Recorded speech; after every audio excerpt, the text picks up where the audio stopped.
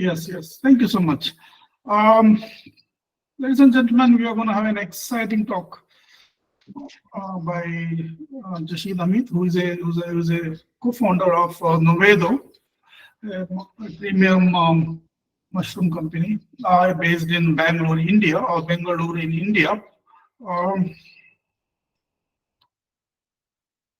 he will talk about you know marketing mushrooms, as he titled it here, marketing mushrooms, making fungi attractive in a myco-phobic market. In the morning, I asked Dr. Pooja Dubey one day, how do you sell mushrooms to people who think mushrooms are kukurmutta, or who call mushrooms as kukurmutta? Okay. Jashid, I will hand over the platform to you. Before that, Dr. Rohit Sharma will introduce you to the today's audience. Dr. Rohit Sharma, please. Thank you, Dr. Shnoy. Our next speaker is Mr. Jashid Hameed, co-founder of Nuvedo, Bangalore, India. Jashid is co-founder of Nuvedo. He excels in transforming urban farming and fungiculture in India.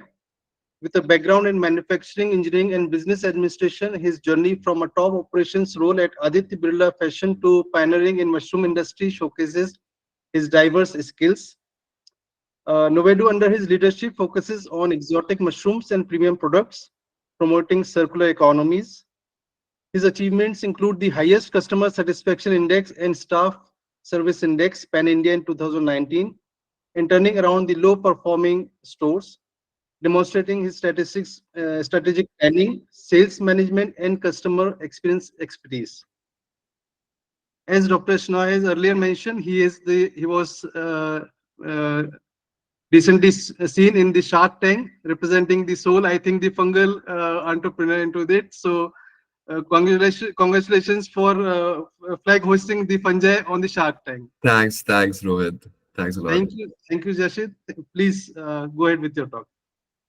Firstly, thank you so much for giving me this opportunity to talk about, mushrooms and fungi. And honestly, I feel like, a lot of us know the technicalities of this and we know how to grow it. But what's lacking in a country like ours, where it's puzzling that you have the world's largest vegetarian population, you have something that's so good for them, and yet we find it so difficult to sell this here. This is sort of the problem statement that I was presented with when we started Nuvedo back in the day, and quickly I realized that it's just a marketing issue. Nobody has put in the effort to sort of make fungi attractive enough for people to buy them, and I think it's a skill set, and it definitely needs some amount of thought and strategizing. So today's talk, I don't want to call this a talk, I want to make this an interactive session rather, is basically me sharing my learnings from being in this space for the last 4 years, you can say 4-5 years, and just giving you some strategies and some steps that I think will sort of help us break down this complex problem and understand like how we can tackle it more practically, right? So let's start. So who am I? I'm the co-founder of Nuvedo, and we are a premium functional mushroom brand. The name Nuvedo comes from new plus Vedo. Essentially, it's a new look at something very ancient. For all the folks sitting here, I don't have to tell you how old fungi are or what they do for us. So this presentation is going to be fairly easy for me. So basically, what are we doing? We're repackaging something that's really old and making it more relatable to specifically the Indian audience. So what's our mission? Our mission is essentially to bring the healing benefits of functional mushrooms to the planet and its people through our products. And we aim to be India's best manufacturer of high quality functional mushroom products and ingredients, essentially. So the question is, what are functional mushrooms? Again, not going really deep into all of this. Just going to spend a few minutes to talk about the work that we're doing for context.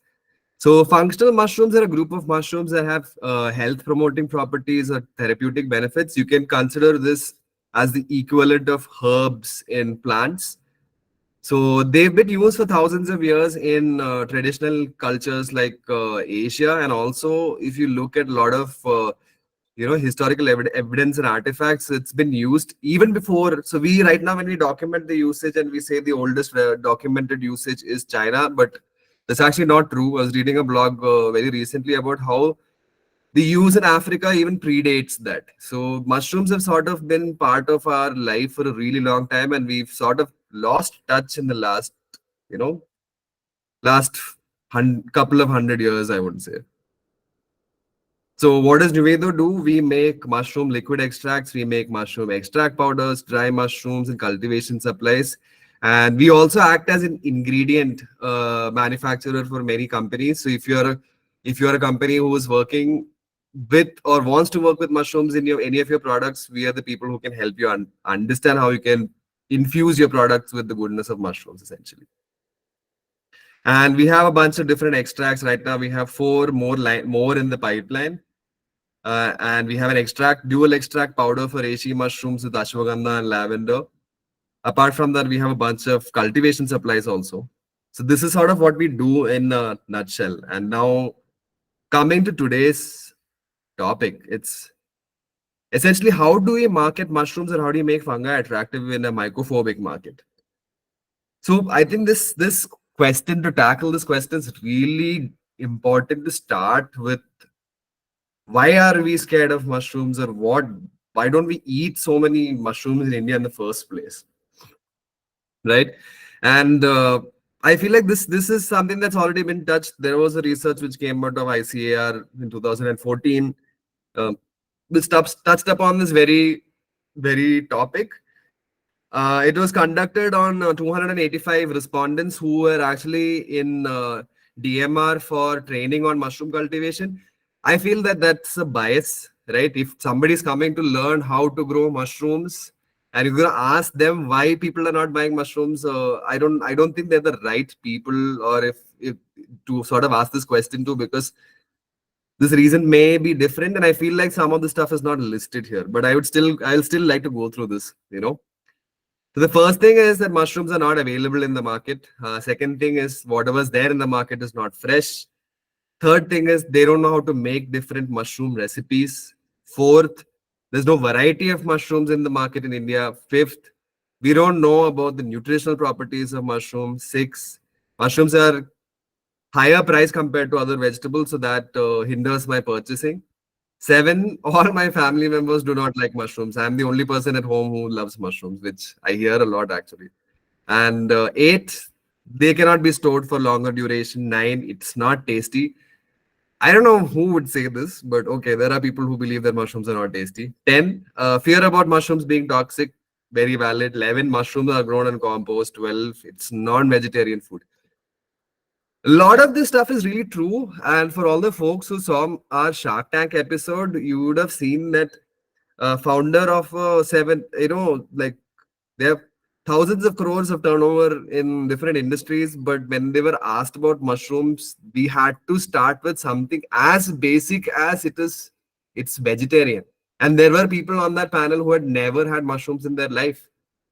And another disclaimer that I have to give here is also that, we shot for almost 2 hours, and what you actually see on TV is like an edited version of that. So basically they make the edit to suit a narrative which finally goes on TV and which will give them TRPs. But there was a really long discussion, and that's again, I think, something that prompted me to do this specific presentation, because there's so much misinformation and lack of awareness surrounding mushrooms, even in educated people, right? And in the last 5 years of doing this business, we realized a lot of things. So what did we realize? There are some factors due to which people don't consume mushrooms, and I'm sure most of you are already aware of everything that I'm going to say, but I'll just sort of just cover this so that we know what we're up against. First and foremost, it's culture and religious beliefs. So taboos, religious beliefs, and social norms may really discourage people from consuming mushrooms in different regions of India. And again, disclaimer here is that there are other regions in the country where mushrooms are considered a delicacy. So our country is so diverse and it's so beautiful that there's a coexistence of multiple different sects of people who believe in absolutely opposite things. And I feel like a large majority of people don't like mushrooms because it doesn't align with their religious beliefs, right? And they think it's non-vegetarian. Second is lack of familiarity. Mushrooms are not commonly consumed in different parts of India, and people hesitate to incorporate them into their diet because they just don't know, right? They've never had it. So it could be people from these certain religious beliefs. They have children who are now open to eating new things, but they've never tasted or had it. So they're like, should I try it now? Third, limited availability. Again, across the country, there aren't too many places where you can find mushrooms. And even if you find something that's possibly a button mushroom and there's no variety, again, so how often will you eat the same thing again and again? Many of us do that. But since it's not widely available or easily accessible, a lot of people don't include it in their diet. Fourth, very important, perceived health risks, forget benefits, So whenever we go for any flea market or any in-person event where there are a lot of people and we run into a lot of people who say, oh, I don't want to eat mushrooms because I'm allergic to them or they could be toxic. How do you know the mushroom which is growing from your growing kit is this mushroom which is edible? Why can't it be XYZ mushroom that people have and they die or they get sick from it? So a lot of people, they're scared of it because they worry about their health. So there is a fear of, and all these articles which come out every year about people consuming toxic mushrooms and dying or falling sick or being admitted in the hospital, they don't really help with this, right? And we are sort of programmed in a way to preserve ourselves. A self-preservation mechanism sort of kicks in, and we tend to avoid with anything that sort of puts our life in danger. And media sort of plays on that narrative. So, we are really scared. A lot of people are scared about mushrooms because they think that they can get sick or maybe even die eating them. 5, again, this is related to everything else that was already covered. It's misinformation, misconceptions surrounding mushrooms that they're not nutritious or they're tamasic or they have negative health effects. That if you eat them, that you can have allergies. And even about you won't believe this. There are some Eastern European countries. I was listening to this podcast by a mushroom researcher from Poland, where he was saying that even though Poland is a very mycophilic country, they go out into the wild and they harvest mushrooms and they consume a lot. It's a part of their culture. They're very skeptical of mushrooms which come in the store. Store-bought mushrooms they don't buy. They're very comfortable going and eating mushrooms which they know from outside, but they're skeptical of this because they're like, oh, they grow it in dirt and they use a lot of different chemicals and we don't know what these are. So there's a lot of misinformation surrounding mushrooms also which needs to be tackled. Sixth, very important, lack of culinary tradition. So in India, all the recipes surrounding mushrooms is around button mushrooms. And if you have cooked with button mushrooms and other oysters or any other mushroom, you know that you can't cook two mushrooms the same way, right? It's like you take potato and sweet potato and a couple of other tubers and you all cook the same way. You can't do that, right? Some need to be boiled only for a certain amount of time. Some taste better with certain amount of certain different types of spices. The way of preparing them is different. So I feel like we really don't have any culinary traditions. But again, the caveat here is that if you go deeper into different parts of India where we're still connected to nature, they have really amazing recipes that they use with different mushrooms that they find locally. There are really nice zines which have come out. Shroomery came out of the zine in which they've sort of collated all these traditional recipes from all over India, making it more relatable. So I feel like generally there is a lack of culinary tradition because in popular culture there are no recipes surrounding mushrooms, but if you go to pockets of India, it's definitely very much there. And the second thing is that you can't cook all mushrooms the same way. So there's a lot of trial and error which will come with this. But we are a country in which we never had any of the things that we're using today. And most of the things came from outside India. If you look at starting from tea, chilies, onions, tomato. These are all things that came to our country and we sort of imbibed it into our food. And now we can't even make food without onion or garlic. So I feel like it's just a matter of addressing this concern and understanding how recipes or traditions or these things reach our kitchens is really important to tackle this because it makes it more relatable to people. The last two things is one is taste preference. Some people just don't like the taste of mushrooms, and you can't really do anything about it. Maybe you can make certain recipes which make it more palatable for those specific for that specific audience, but it's a lot of effort. Some people don't like it chewy. So you can possibly make something which is, deep fried, which has a crunchy texture, So this can be tackled, but it takes a lot of effort. And eighth is costs. Mushrooms are relatively more expensive compared to other food items, which may deter people from purchasing them regularly. And this is something that can be tackled as we go along the way. So the question that I have is, how do we tackle these? Right? This is the first question that possibly pops up in your mind of how do we go about tackling all of these issues. But I have a more interesting question to ask you. Which is these should we even tackle in the first place? Right? Imagine that you go back and you decide to tackle cost number 8 and you put this Mushroom Growers Association of India. I know there is nothing like that. Just hypothetical situation where everybody comes together and says, Arey, we can't sell mushrooms for more than 100 rupees now. Any mushroom, oyster mushrooms have to be sold at 100 rupees per kg, right? So people can buy it like any other sabji. It's very easy. But will this actually solve our problem? Will this result in increase in consumption as much as we think it might, right? Or should we tackle some other things inside this? There's 7, 8 points mentioned in this. I think the most important question to ask here is which of these should we or can we tackle is another question, and then filter down into which of these should we even tackle. Why am I asking this? It's because every technology or every new product that comes into into the market goes through this life cycle, right? It goes through this life cycle. The early market consists of innovators or technology enthusiasts and then the visionaries. Essentially, what happens is these two folks are the ones who want to use the product, even though it might not be the best. The technology enthusiasts or the innovators, essentially, what they do is they must be people like you and me who are really into this, maybe scientists or people who are working in this space. So if some new mushroom thing has come out, they will be on it, right? They don't care if it's the best product out there or if it is by a big brand. If it's a new concept and they're curious, they're really curious folks, they will try it. It doesn't have to be the best. It doesn't have to have all their issues sorted out. It's not a final product. It's something really new in the market. And this is what these people are after. They're the curious folks who want to really experiment with whatever's new in the market. Then come the visionaries or the early adopters.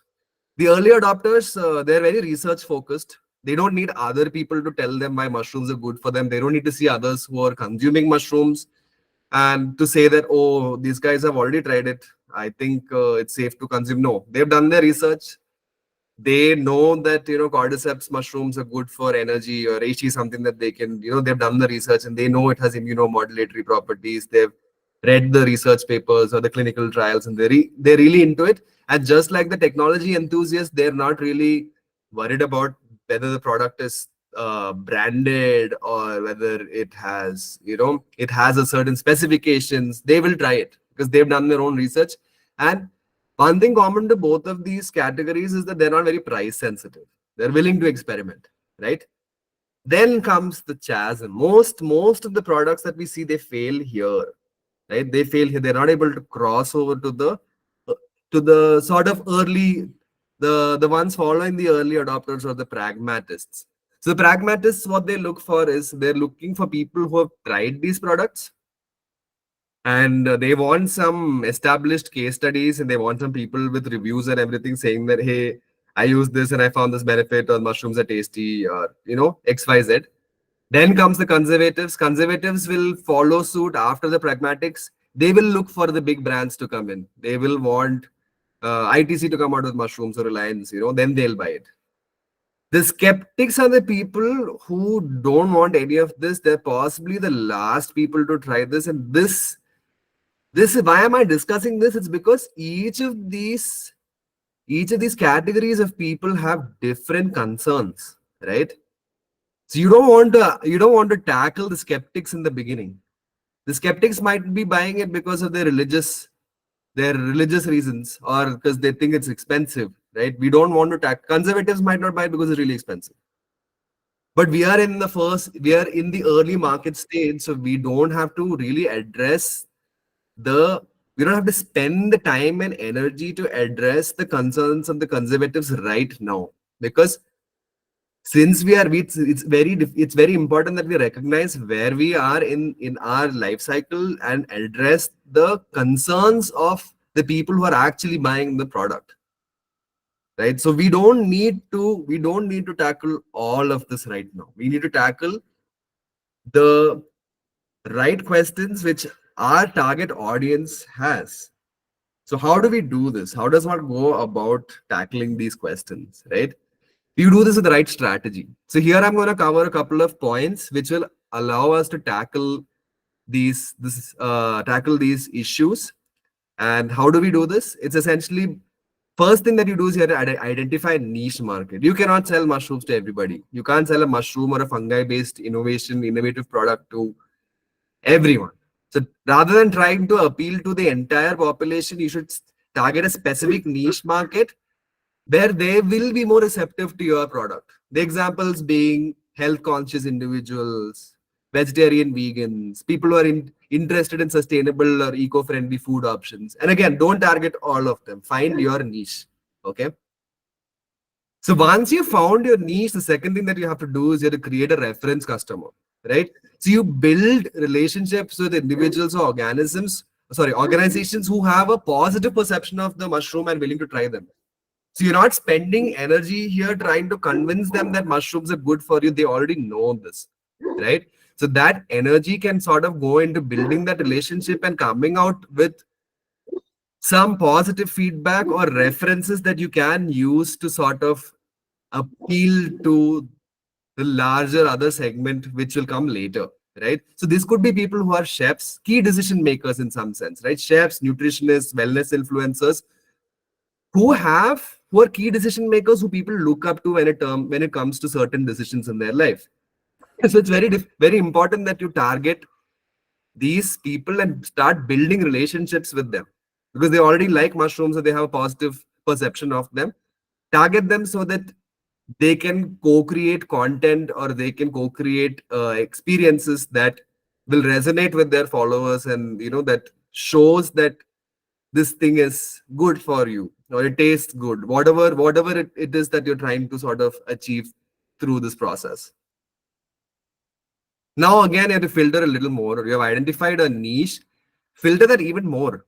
Inside the niche, you should go for a small segment of people who are willing to try mushrooms. Maybe urban millennials. Maybe in the health enthusiasts, you want to go for people who are willing to spend money. And maybe those are first jobbers, or maybe they're people in 25 to 35 age groups, right? Who are interested in healthy eating trends, let's say. So your initial marketing efforts, the first marketing effort should be directed towards capturing this beachhead market and establishing a strong presence before you expand into a larger audience. Fourth, you should leverage early adopters, influential early adopters. So you have people who are using these products. You should try building relationships or partnering with figures who are in the health and wellness space, or who are who are chefs, who are influential chefs, and who make really innovative recipes. So what these guys can do is they can sort of help you promote the benefit of mushrooms and sort of clear the misconceptions. And this is again a niche inside your beachhead market, right? You're now sort of filtering down and narrowing down into people inside the beachhead market who can help you reach that specific audience, right? And they will help sort of endorse your product or mushrooms in general. Now you have identified who you want to give this product to. You have to tailor your messaging to them. So your marketing messaging should address the specific concerns and objections of those people in that specific segment, right? So if you're targeting a person who's in the health and wellness segment, it should be more focused on the health benefits. If you're targeting somebody who's, let's say, in the 18 to 25 age group, and they catch on to trends, you should talk about how mushrooms are versatile and so easy to cook with, and the culinary potential of mushrooms, right? So here you have to sort of segment and tailor your messaging to those people. Maybe some of them want to hear that your product is organic, or that you have a ISO certification, right? So here you have to develop that messaging in a way that it appeals to that specific beachhead market that you have sort of now narrowed down on. Now is the interesting part. Basically, you have to build that two-way communication channel with your audience, and you have to keep sort of iterating and getting feedback from them to help that iteration essentially. So you gather feedback from your early customers, and you adapt your product offering so that you can meet their preferences, right? And you should know what they want essentially. These early customers who are in your niche market will tell you what is missing in your product. You incorporate that feedback and make your product, you keep making it better, right? So this will become more appealing to the larger masses later. Last thing is education and awareness campaigns. And at Nuvedo, I feel like, this is something that we spent a lot of time with. It's about spending time and disseminating information which can dispel myths and misconceptions surrounding mushrooms. You should educate consumers about the nutritional value, the culinary uses. This could be on social media, it could be workshops, it could be cooking classes, it could be informational seminars. So we used to do a lot of different things, right? So just looking at this and understanding what Nuvedo or what we did in the company is essentially we focused on mushroom lovers, mycophiles who are health conscious as our target audience, initial target audience or a primary customer, because there's no friction between them and us. We don't have to spend our time trying to make them love mushrooms. They already like that. And they are that mushroom crazy person in each group. So what do? We organize or we facilitate learning in fun environments through different workshops or experiences. Most popular experience was our foraging walk. So in our foraging walks, essentially people are coming to spend time in nature and look at mushrooms in their natural habitat. Everybody has a different reason to be there. But we take that opportunity to educate them about the nutritional value of mushrooms, clarify some misconceptions, and we do the same thing with another set of people who are sustainability enthusiasts who want to grow mushrooms in their homes because they don't want plastic from outside, or they want to grow different varieties of mushrooms. So even in those workshops, we take time we take time to give them information in a way that they can digest, because these early folks that you're targeting who are part of your community will be the evangelists also for your mission. So what they're going to do is they're going to take whatever you say and they're going to tell their friends, their families. So they are the people who are spreading this to more and more people, and they're all micro influencers, right? I would trust my friend over somebody that I see on TV, right? They might put the thought in my head, but the purchase decision might actually happen because a close friend of mine or a close family member of mine comes and tells me something, right? And that's way more powerful than, let's say, a target like a large scale out of home campaign with a hoarding outside. You spend lakhs of rupees on saying that, hey, mushrooms are really good for you, you should eat them. Because what is the incentive for them to listen to you? They're like, this guy spent so much money selling his product and they just want us to eat it because he's making money out of it, right? But if you compare that to somebody from your house coming and telling you, you would listen to them.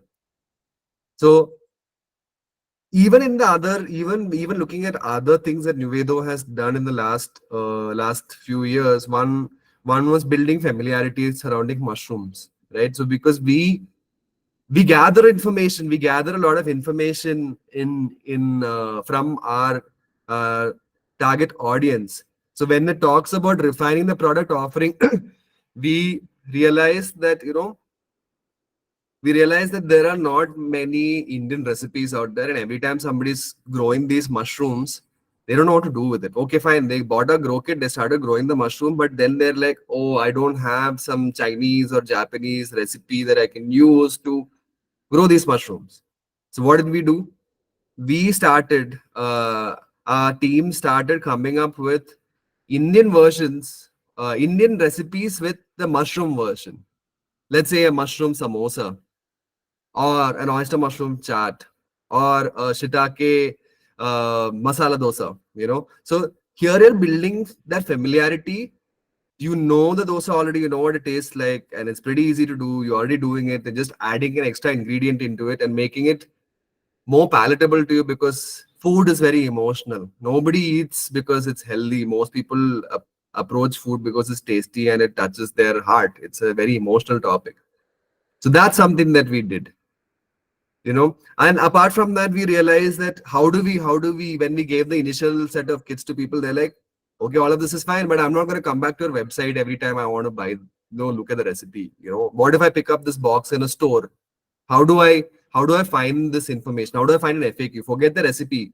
I made a mistake, or I don't know how to do this, and it's been 15 days, the mushroom is not growing. So what do we do? So we took that feedback from the early customers and we built a QR code on the back of the box. Essentially, you scan that and takes them to our website on a page which has all the information that they need. It has the FAQs, it has recipes, it has a support email in case they want to get in touch with us. So we took all of the feedback very seriously that we got from the initial batch of customers, and we tried to iterate and make the product continuously better, essentially. Many folks were coming out to us and saying that they don't understand what to do with it after the first or second harvest. So what did we do? We made a blog and a video, which again is accessible through the QR code, where we tell them this is what happens after the first harvest. The same way what happened after this in the first year, at the end of the first year, summer happened, and people are coming back to us saying that the kit is drying out or XYZ things are happening. So we started making resources online where they could understand how to take care of the kit in a dry climate. Another really good example from our that we had to sort of learn is a lot of people were buying different grow kits to different places where mushrooms don't grow. Right, a challenge that we faced in India is that people are ordering oyster mushrooms which grow at 24 degrees to places like Delhi in summer where it's 40 degrees and nothing grows. And then we would get really terrible feedback saying that, hey, I bought your kit, it's not growing, it's been 15 days. Then they didn't read any of we had put this in 3 different places. It's on the kit itself that this is the best temperature for this variety or this particular species. And they would not read it. And they would come back to us after a couple of weeks saying that, hey, your product is really bad and I had a terrible time using it. So what did we do? We made this widget on the website which sort of told people, if you enter your temperature or the benefits or whatever XYZ things, we will suggest products for you which are suitable for your climate. So all of this stuff happened because we were able to identify a niche market, and we chose our battles very specifically because we were not going to promote mushroom. We still do that. A large part of our time also goes into campaigns where we go into different institutes or different forums and we talk about mushrooms, because that has a bigger reach and it can reach people, or at least I wouldn't say sow a seed. I would say inoculate a spore, which would maybe a couple of years later grow and make them realize that this is something that they could try. So this is sort of what we did over the last couple of years into making mushrooms more attractive in India. And our approach has been very community based.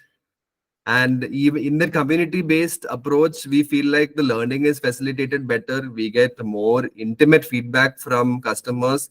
They tend to stick around in with us longer because they have more reasons to be there, and they're not just they're there to eat the mushroom. This is also why it's important to build a brand, because if they're coming for the product, tomorrow if somebody else has the same product, even if it's slightly cheaper, they'll go there. So there has to be other reasons apart from that apart from the product itself that bring the customers or bring your community members back to you. And for us, it was the sense of community and our and the information and the education and awareness programs that we used to do surrounding mushrooms. So this has been our approach, and this is what has worked for us. And finally, we ended up in Shark Tank because of all of this stuff only. And when we were there, we received this feedback that, hey, if you are into mushroom nutraceuticals, why did you make the growing kit? So the growing kit is a product which essentially allowed us to gather a community. That was the niche segment. If somebody is going to buy this growing kit, they definitely love mushrooms, right? A large part of them really love mushrooms because they're trying to spend X amount of money to get a box in their house and spray water 3 times a day. So this sort of helped us gather all of these amazing people who are really into mushrooms and work with them over the next 2 years, giving them the information, sort of getting them ready for a range of extracts. So that when the extracts came out, they're like, I know that mushrooms are good for XYZ things, so I can use these also, right? So this is in a nutshell what we tried to do over the last couple of years. So I'm at the end of my presentation. Do you have any questions? Yes, Justin, I have a question. Thank you. Sure. That was a great presentation, and that's what probably we planned about the marketing. I keep asking this question about marketing. Whenever I attend Nuvedo talks, I ask, did you learn anything new in marketing? I think that was my last question, sometime like 6 months back or something. See, I mean, I'm not sure, do we have any great technologies that could reduce the cost of mushrooms in the supermarket? Do we? I don't know. Especially button mushroom cost 200 rupees per kg. Other mushrooms are more expensive than that, right? So it's not really directly related to my topic, but I'll still answer that. I feel like it's I'm not finished. I'm not finished. The point is that I don't think the mushroom cost will come down. Okay. So what probably we could, my personal view is that we could focus on expensive mushrooms and sell it to rich people. Okay. For example, high value mushrooms. right. You get Thailand or China or grow it in India and sell it to these restaurants. And it's more like Steve Jobs' way of marketing. We are special. Our products are special. If you eat mushrooms, your skin will glow. This will have so many benefits. A second thing Steve Jobs did was that he created market. Actually, when there was no market, he told that these are the great products. If you use, you become privacy. Hey. So don't you think we have some things to learn from Steve Jobs' way of handling things? What he did in 1980s at Apple. Absolutely. I think you're spot on in some things. And what you said about marketing expensive mushrooms to rich people, right? There's a very interesting insight. It's essentially that when a certain segment of society, when their disposable income increases, they're always looking for aspirational foods, right? When somebody has more money, the first thing that they're possibly going to invest in is somebody who's having chicken once a month will want to have it now every week, right? And the guy who's having it every week might want to have it a couple of times a day. So projecting these as aspirational foods is something that definitely is going to work in our favor. I feel like this is what Apple also did. And then they launched multiple variants of the iPhone across different price ranges, right? So that is definitely something that we can do. And also, this is what happened in China. If you look at China, the early days, mushrooms, when they couldn't be cultivated, this was something that was reserved for royalty, right? Royalty used to consume mushrooms. And then when it became a product, that's sort of what they used to, that's the storyline that sort of came that, okay, fine, this is what is helping them live longer, right? Reishi mushroom is a mushroom of immortality. Only certain noblemen or kings have it, and that's why they're living for so long and the skin is so great. They're like, I want it too. So I think I completely agree with you on that. Just reducing the price of mushrooms is not something that we should do right now. It's something that the market will do as we move forward. Just because a button mushroom is 20 rupees, it's not like tomorrow you know, uh, thousands or lakhs of people are going to start eating it because it's cheaper. No, I don't think that's the reason right now, at least. Anyway, thank you for that. Can you please stop presenting so that we can see your full face and we can just interact better with the Sure. experts? Thank you.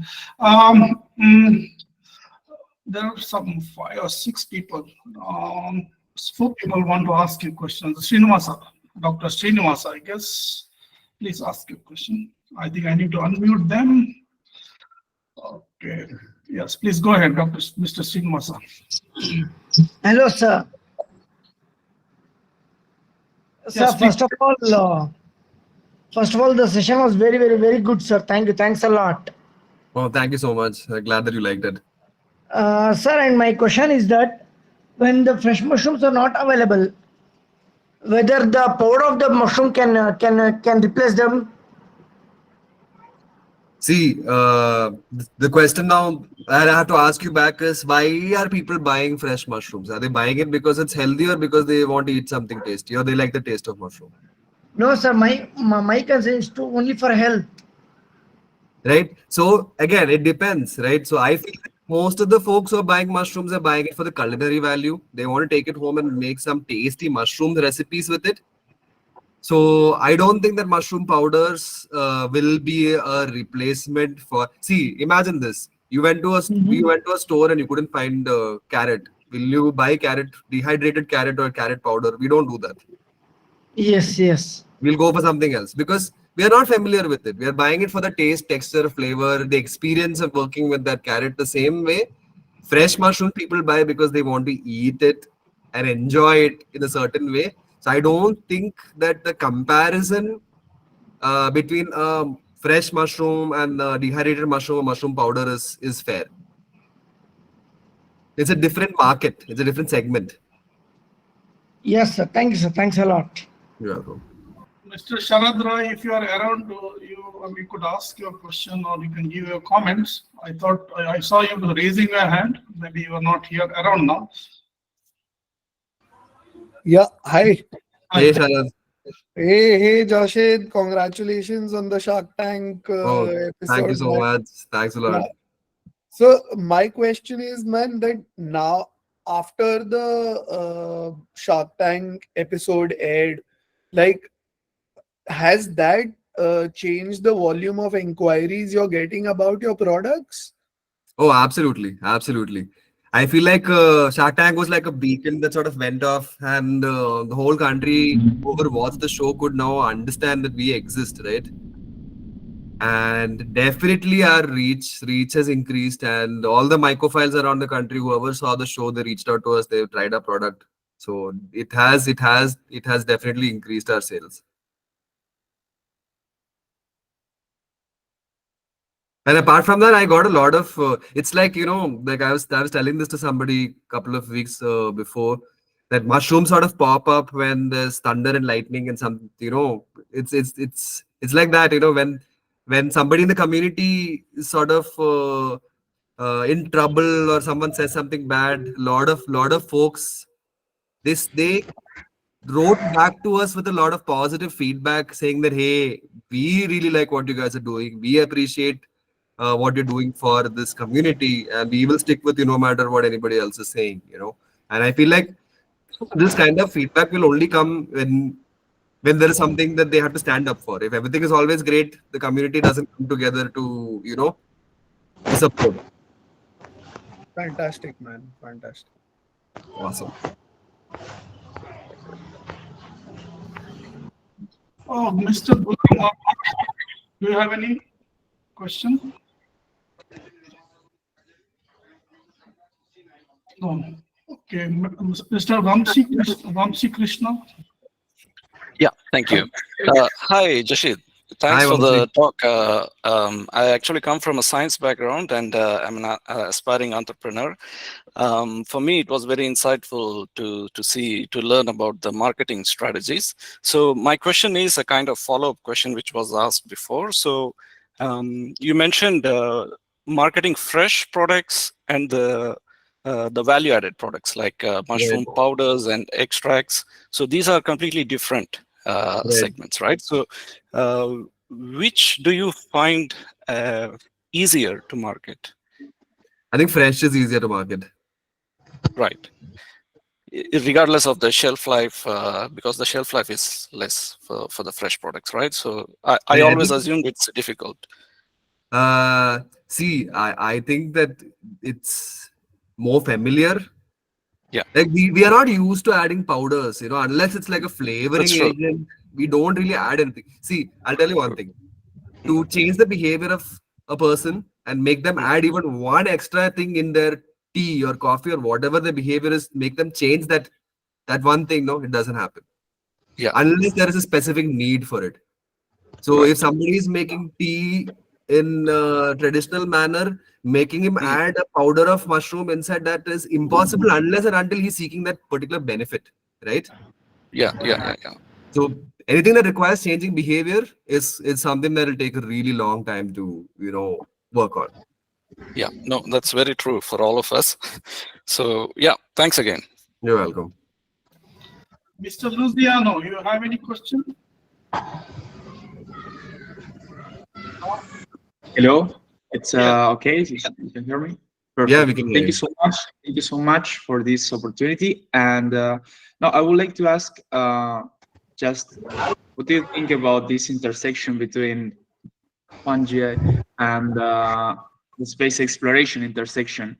Because I'm really interested because for me, it's a point that can connect all of us because I think we can get a lot of good things for humanity in general in the next 100 years for sure.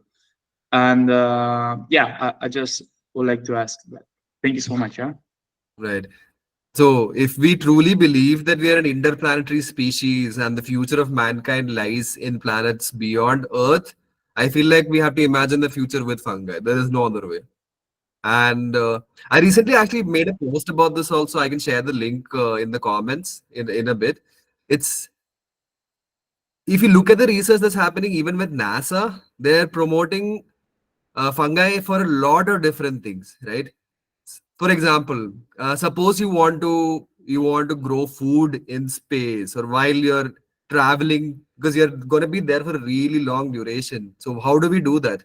And you don't have soil, you don't have access to sunlight or things like that. So fungi are really good because it could possibly use the waste that you're generating in situ and turn that into a food of some sort, and it's vertically scalable, and the yields are high, the growing times are lower. So I feel like as a food source it makes a lot of sense. And apart from that, there's a lot of interesting research which is going into biofabrication. I think Sharad can possibly chime in about this. About It'll be really expensive for you to transport material because the payloads are very expensive. It'll be very expensive for you to transport material from here all the way into a different planet or a space station to build something. So biofabrication using whatever's locally available, that could be something that's very interesting to look at when you look at space exploration. And also, if you're looking at building a circular system for life support, fungi is most definitely going to be a part of that because it'll help you digest all the waste or transform that into different other valuable products that you can then use, because every resource is very valuable there. And then becomes very important to see what you do with your traditional waste streams and how you can turn that into value without just throwing it.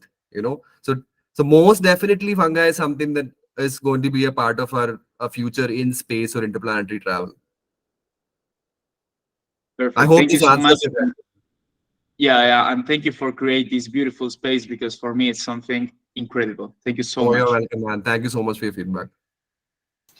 Dr. Pooja Dubey Pandey, do you have any question or comment for Jashid? Yeah, hi Jashid. It was very interesting to hear you, and you have really taken a very important point about marketing. That is very insightful and teaching us a lot about marketing. And my question was regarding this mushroom powder. Like the question was asked that which is easy to sell. You answered that yes, fresh mushroom is a better alternative, like to create a good market. But for those people, those who are concerned about the health benefits, just like in my case, yeah, the people those who are vegetarians and they don't like the taste of fresh mushrooms, for them, I think dehydrated mushroom or powders are the good alternative because it can be added to any food for the health purpose also. What do Right. you suggest about that? No, you're spot on, and this is what I was telling earlier also, that unless and until there's a specific use case for this, people will Hmm. not buy the powder. So you have that target consumer who's a vegetarian, who is lacking protein in their diet or has an X health Hmm. Hmm. condition for which they have to consume that powder. Since you have Hmm. that segment and they have a utility for it, powder is a way to go. But it's not Hmm. something that somebody will just pick up because they saw it. But mushrooms, they might. Fresh Hmm. mushroom, they Hmm. might see and they'll be like, "Arey, I'll take Hmm. this today and I'll cook this and see what happens," you know. But For those who love eating mushrooms, it will be a good option. and I feel like But that's a yeah, bigger yeah. market and easier market, because the question that Hmm. was asked was which is easier. I feel like selling fresh mushrooms would be easier than selling mushroom powder because it's more technical and there is a specific set of consumers which is even narrower who will want to use this. But here in central India, it's like very difficult to make people understand the taste and all those things about mushroom because they feel like, as already Belle sir had told, kukurmutta. So many myths are there, and some people are vegetarians, non-veg people are also they are not ready to eat mushroom. So in that case, we are targeting mainly the market of these people, those who are interested in health concern regarding related to mushroom. Which So. is I think a really smart thing to do, because now imagine that you want to target fresh where you are, Hmm. right? Hmm. The Hmm. question Hmm. that you have to ask yourself is, how are these people including new food in their diet, right? Hmm. Hmm. How do they do it? Who Hmm. are they looking at? Or there is an inspiration, or where is that sort of decision coming? Who is making that decision for them? Most likely it's someone that they trust, Right. Huh. right? It could be Huh. a Hmm. restaurant that they go to, right? Right. Hmm. And they've been going to that restaurant for a really long time, and then the guy comes and says, "Madam, please Hmm. try this mushroom Hmm. starter. आप try करके देख लो. No need to buy, Hmm. just try it." And Hmm. then Hmm. she suddenly eats it for the first time and she's like, "Wow," right? Hmm. Or Hmm. Hmm. maybe it's a very influential chef or a food blogger that you're following, Right. Hmm. Hmm. and Hmm. they Hmm. are a vegetarian. They're somebody that you relate to and you trust them, Hmm. right? And they are making a very nice recipe using mushrooms, which now you're like, "Oh, okay, maybe I want to try this because of novelty value."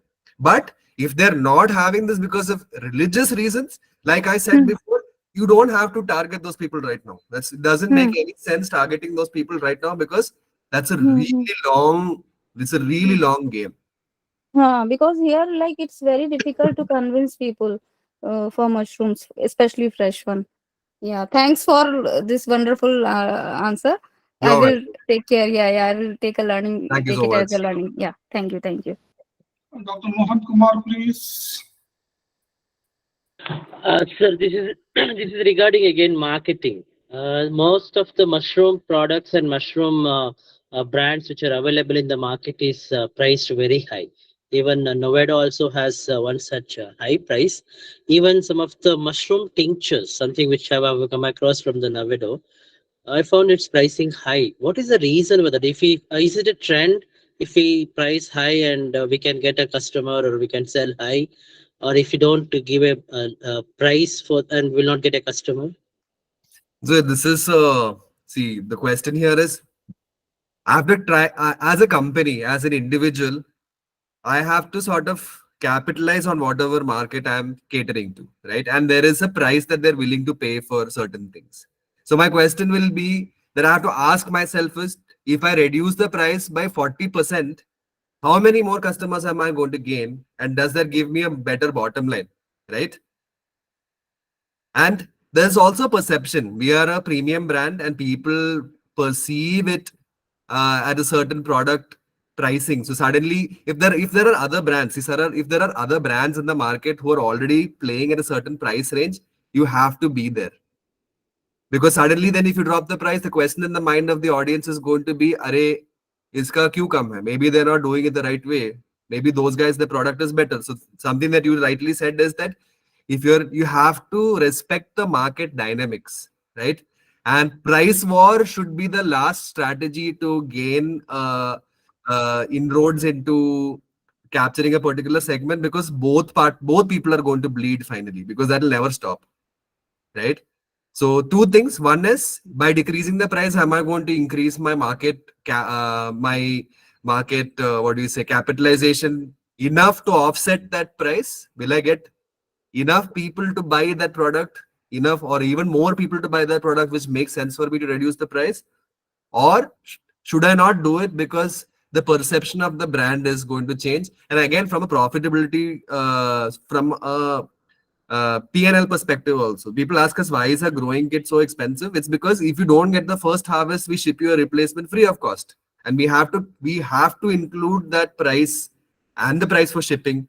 So most of the price of the growing kit is actually the price that we pay for the shipping, and also the price that we spend on customer support and marketing, and also the replacements that we get from these different grow kits that don't grow in different places. So all of this stuff put together, we have we have to decide pricing. So it's not just about keeping it low and then getting more customers. It means, are we targeting only the high profile customers and we are not, getting concentrated to the people who are not afford to buy it? Because our main aim is to concentrate on some management of some nutritional malnutritions or improvement of protein. See, this is what we talk about in other way. So But when we keep the price at the high, and only the affordable people will buy it. see, What is the I feel total? like this is the academic perspective, right? This is the academic perspective that we should use mushrooms for malnutrition, and we've approached this entire market from that perspective for a really long time. But unfortunately, people are not eating for their nutrition. They eat because something is tasty and they like it, right? People are very emotional. They're largely emotional and less logical. So I feel like we have to appeal to the emotional mind and market the product in a way that it suits them and it makes them purchase. From a logical perspective, which the academic what do you say, community comes from, it makes sense that it should be cheap. More people should eat it because it gives them better nutrition. For that, maybe it's a better way to approach the government and make mushrooms a part of, let's say, the midday meal scheme, right? So there are different segments that in each category, that in each product category, there are different segments that each brand caters to. I am 100% sure that there will be brands which come and who want to position themselves in terms of nutrition and make a mass brand, right? Because making a mass brand right now is not something that is makes sense to us from a business perspective. But definitely this is something that's going to happen when this becomes, and I look at the product life cycle, and when more and more people buy it, after a point you will have to drop the prices, because that's the only way that the next group of customers is going to buy this. And this happened for everything here, from smart TVs to smartphones to any Bluetooth earphones. You can buy Bluetooth earphones for 300 rupees now, but that was not the case when it came out, right? So I feel like eventually everyone will have to play on price, but maybe starting out, that might not be the best thing to do. Okay, thank you, Jashid. It is always a pleasure listening to you. I mean, Thanks a lot for having me. I hope everybody had a good time. yeah, I will let you go. Maybe you can Sure. stay back. But before that, our managing editor, Dr. Rohit Sharma, will have his comments on this whole issue. Dr. Rohit Sharma, please. Thank you, Dr. Shinoy. I think it was a very interesting talk and a very interesting discussion going on. More than that, and I think in my personal view, I think the cost of fresh mushroom is not too much in India. It's around, it comes out to be 50 rupees per 250 grams. So in many of the metros and most of the tier 2 cities also, most of the vegetables are around 40 rupees per 250 grams. So as far as fresh mushroom is concerned, I think it's and as you said very correctly, we do not need to reduce the price. The market will do automatically place the mushrooms kind of need to build up. But as far as dehydrated mushroom is concerned, I think there is a lot of potential of the market, just like frozen pea has developed its market, like kind of thing. And maybe because of a particular recipe or kind of thing, but that can be taken up. And as you mentioned correctly, the Shark Tank thing, I also was wondering, many of the CEOs was learning from the basics kind of thing. It was a surprise for me also. And as Dr. Pandey has just mentioned that within MP and Chhattisgarh also, MP there is less of kind of thing, whereas in Chhattisgarh it is quite popular. So it is a very regional kind of thing. Popularity is also a kind of thing.